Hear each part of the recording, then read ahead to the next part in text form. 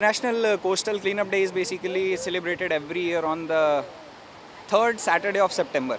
The main motive of this Coastal Cleanup Day is to raise the motivation and some factor to influence people to clean the coast, because now we are seeing more and more plastic coming towards the coast, and the beaches are getting very much affected.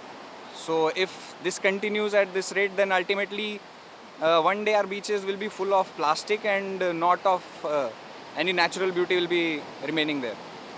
So what this day has been able to do is it has been able to create a sense of responsibility amongst people.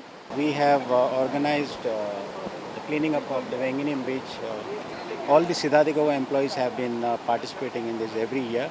We have been doing this for the last several years, and during the last few years, we have been the Coast Guard has been collaborating with Cidade de Goa.